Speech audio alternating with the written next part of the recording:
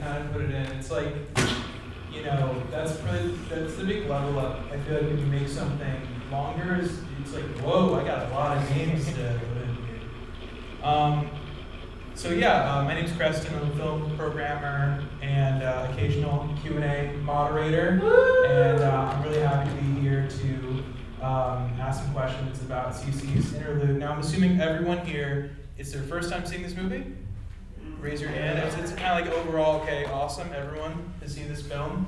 I have a lot of questions, actually. It's my first time seeing the film too, which is, I was expecting a link from you at some point. And I was like, waiting. I forgot to send it to you, Okay. so I was like, I figured you would watch it. Sure, you have seen it. Like, No. I just assumed that it happened, and literally like 10 minutes ago, I was standing outside the theater, and I'm like, so I'm surprised Preston watched it. Like, he's seen it before, right? No, I never said that. Never seen it. We're gonna freestyle this Q&A. Yeah, no. I deliberately came here without like a certain like plan or like a list of questions or whatever.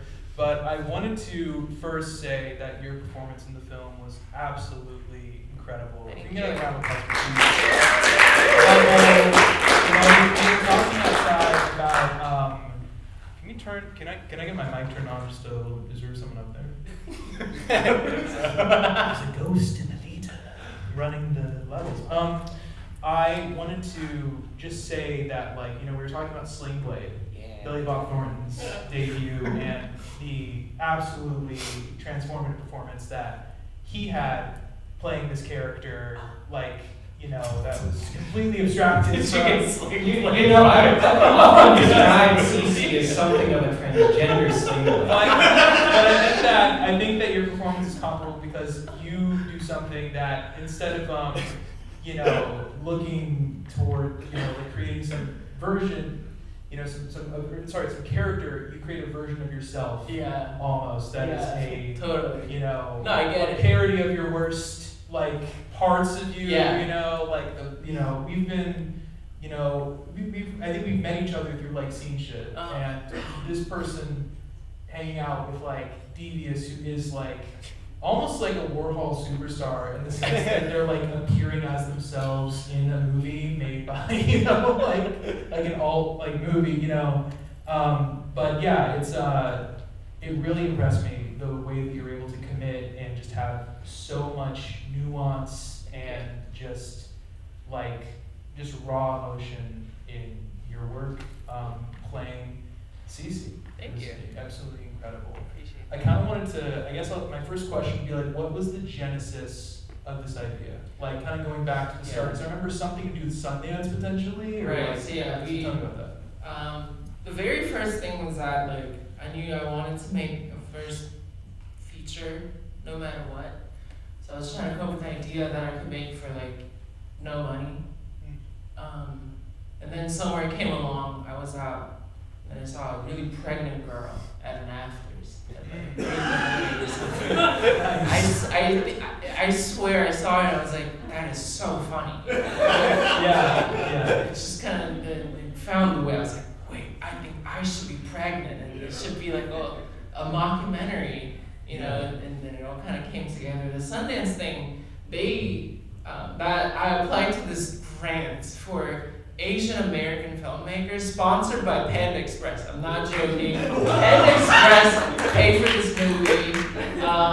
Shout out them. So they gave us a chunk of money. It was 20 grand. I was like, that's just enough to like make the whole movie and get it jump started. We ended up raising more down the line. But yeah, shout out Panda Express. Shout out Panda Express. Awesome. So yeah, that's really awesome. I applied for a grant like that. I applied for the Light Skin Dreamer Fund, the Dream Fest. I didn't get any money, but you guys get your money from Panda Express.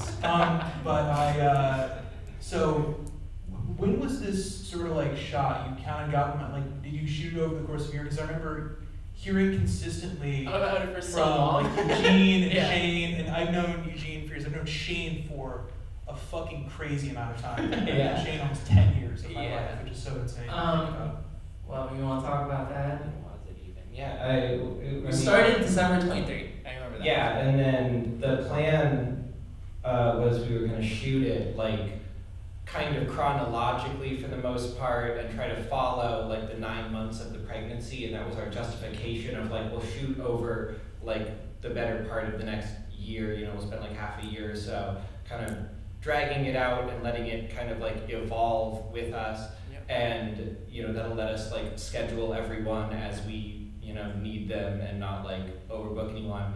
In retrospect, that was like a really weird and stupid decision. We could have shot this in like a month. Yeah, they should have Like, done like 2 like good weeks scheduled over like a month, and we could have done this. And by the end, you're just like, damn, it's in like 6 months of the shit. Strap the belly back on, like just throw up again. You're never free. Like we shot it. Cece's apartment is T's apartment, and so her house is fucking decorated very much like it's Cece's, and it's just like, yeah, there's no escape from this. Like you just have to, you know, live in this forever. But Yeah. it did also, I think, add something to the. I was gonna say the production design on this is what's the Jane Schoenbrunn film? The World's Fair? What's the one after that? Glow. TV Glow? TV Glow. Yeah. TV Glow did trans colors Yeah. in a lot of this. This does it way better, in my opinion. I feel like it is so diegetic, it's so impressive, and it's humorous. It's there's straight up laugh out loud moments with like I'm glad. you doing the gender reveal with the trans color. It was one of the funniest things. The- It was the- so smart. Well, the Like, thing seriously. is, like, a couple things with like the color blue. I was like, okay, I need to like paint my house walls. Yeah. Because like it used to be like ugly yellow, like the yellow wallpaper yellow. Yeah. I was like, okay, I think it should be blue because I want it to be like not T but CC choice. And Yeah. blue used to be my least favorite color of all time. So I was like, I think CC really likes It blue. was so good on you though. And thank you. And then it started from there. And the thing with these fucking trans flags is that like blue is for boys and pink is for girls. So and that's double flat, you know what I mean? Yeah. But it's like blue and pink, like objectively are like go-to colors and they look great together. You know? So it's like, you know, like a lot of the choices like didn't even come from like let's be like cheeky with the trans colors. You just can't avoid it. Yeah, you can't avoid it, you know. No, true. It's like teal and orange, or what is that the? Well, it's funny because there's bisexual lighting, and then Right. teal and orange is straight lighting. Yeah, I'd that's say. that's It's for like Michael Bay and like Michael guys Bay, that, you know, yeah. straight. Yeah.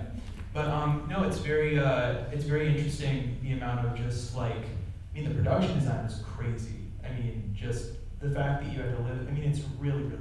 Like that was one of the parts of the film that I was like, Thank you. truly, you know, impressed by, because I know you guys were, you know, making this just over this course of time, and just everything felt lived in.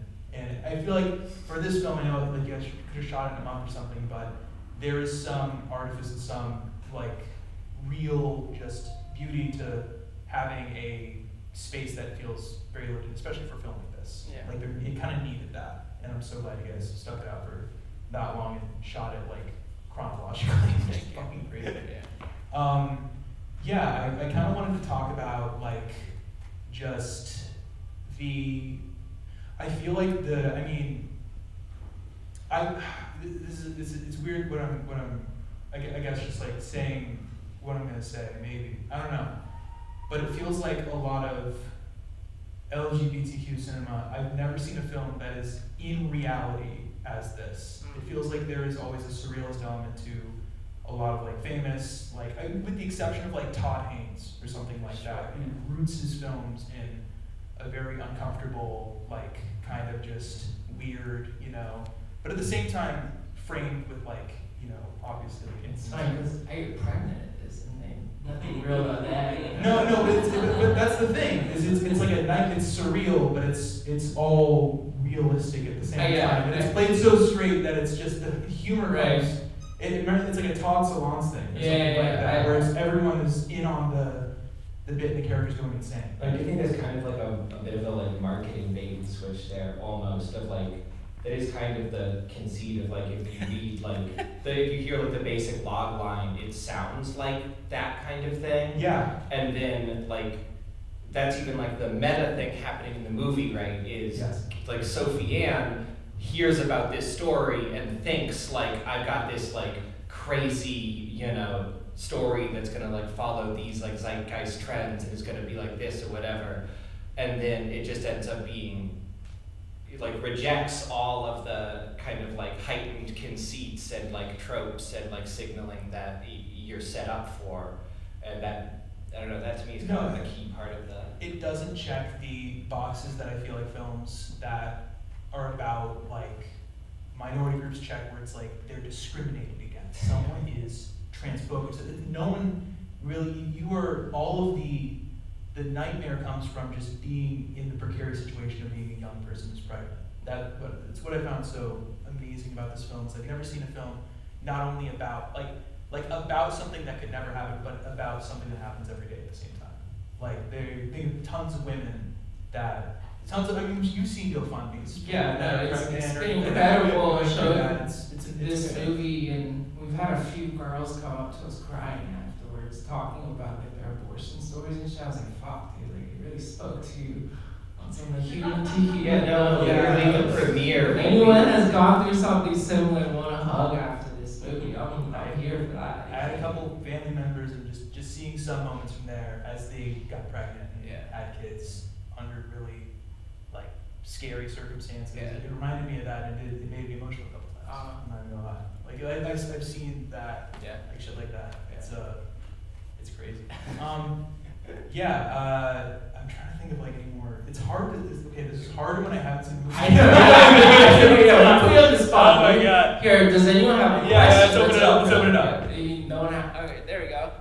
Absolutely adore the film. So glad to be here. Thank you. I did want to ask about the two moments that you decided to put the like unintelligible under the sound. I remember the second was when I break up with Mari. Right. What was the first? Oh, the first was the headphones. Yeah, I was curious if there was any other intention outside of the like just like sort of comedic effect or like removing context that you wanted to talk about. Well, you want to give the real answer for the magic? Well,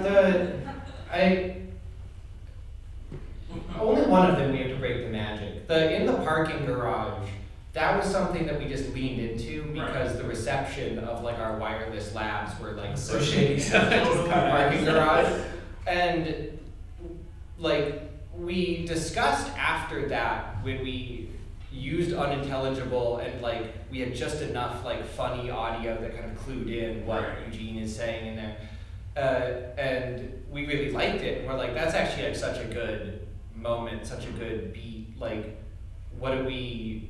should we incorporate more of that? And that was like before we'd even started like editing. This was like still like mid-shooting, we're like reviewing footage and kind of accepting like we're gonna have to like, we'll put the classic documentary like unintelligible on that. And so then by the time we did the breakup, that was actually kind of like planned ahead, and we thought that would be like a really good kind of a way to bring it back, but in a way where like the first time it's like funny, it's like you're not getting these things, and so it's like the classic like censoring things out in like a comedy show, and you imagine something dirtier, so you really like it heightens that. But then we thought like there really wasn't like, because I remember you tried like a couple times on different things like Cece would say to break up with Bari, and nothing just like felt right. Like everything, like the concept of like hearing some like breakup thing in that moment like felt like it would not work. And also like that kind of is the first, that's like the tipping point in the movie where there starts to be this serious like distancing forming with Cece, especially like like with Sophie Ann, kind of starts breaking her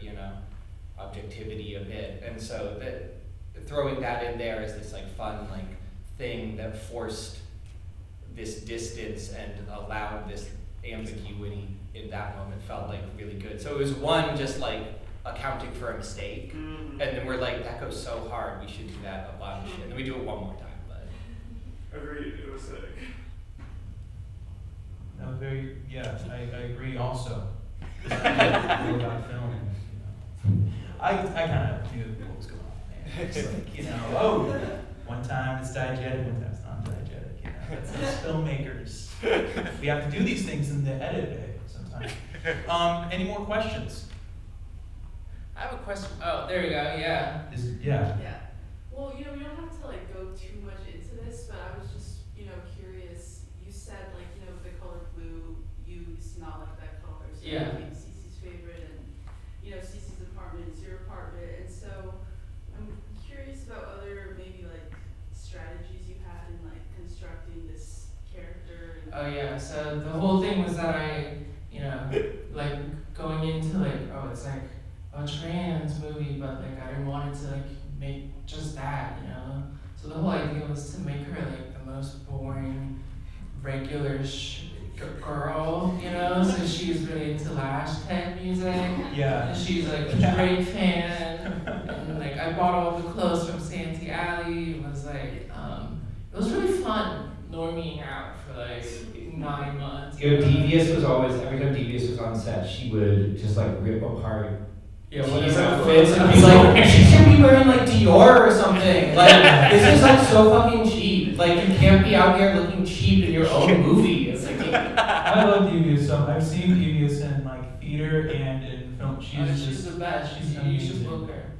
Is anyone from Long? Who's a local here? Woo! What's the best bar in walking distance? Walking distance? Or loosely, walking would be the best. Um, What about that Pikes Pier? Don't go to the Pike. No? Okay.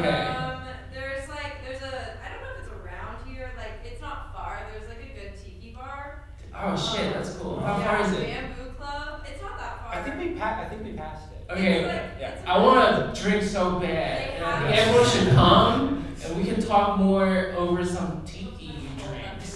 Sounds good to me. How does that sound? But thank you so much for coming, guys. Vlogging on Letterboxd. Thank you, Preston. Thank you, guys. Yeah, of course.